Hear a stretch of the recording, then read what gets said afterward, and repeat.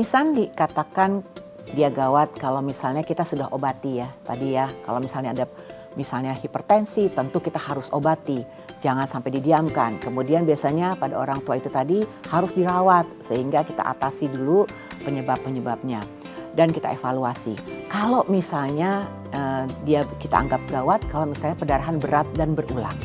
Kenapa sih? Nah, biasanya tuh pendarahan berasal dari bagian hidung belakang karena orang tua, karena hipertensi atau pasiennya tidak stabil, misalnya ada gangguan irama jantung, kemudian juga karena pendarahan yang banyak, berulang, dan kemudian berat, tentu tekanan darah menjadi rendah, kemudian terjadi gejala-gejala anemia.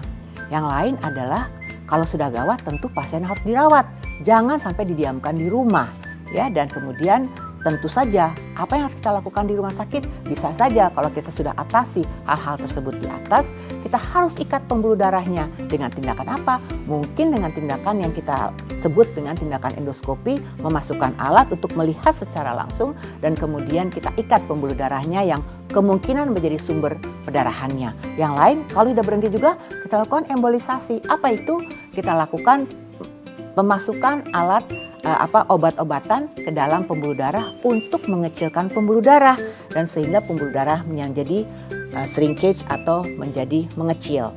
Dan kemudian tentu yang terutama cari tahu penyebabnya dan kontrol pembuluh darah. Itu yang terpenting.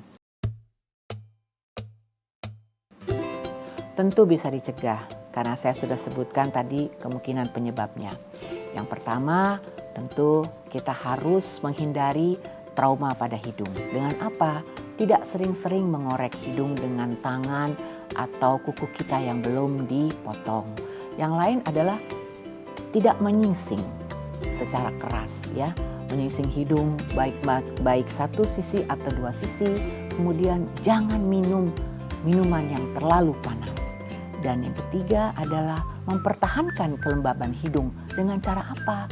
Dengan cara mencuci hidung yang mudah saja dan murah dengan larutan salin atau NaCl dilakukan 2 kali sehari pagi dan sore atau malam sebelum tidur. Intinya apa? Untuk menjaga kelembaban rongga hidung. Dan yang lain menghindari trauma yang tadi. Ya, yang lain adalah mempertahankan faktor lingkungan dari hal-hal yang membuat mimisan seperti udara yang kering, kemudian kelembaban yang rendah, kemudian chemical, paparan terhadap bahan-bahan kimia, dan kalau misalnya banyak debu dan lain sebagainya, gunakan masker, ya. Dan kemudian hindari merokok atau hindari daerah yang terpapar oleh asap rokok.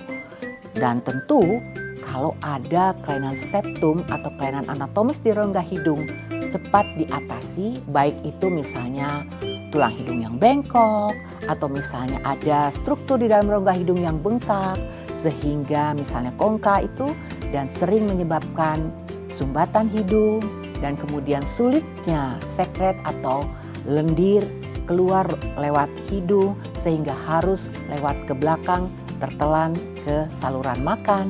Dan yang terpenting adalah kalau misalnya ada neoplasma atau tumor di rongga hidung, dilakukan diagnosis, dilakukan terapi yang baik sehingga kita bisa menghindari mimisan atau terjadinya perdarahan rongga hidung yang berulang.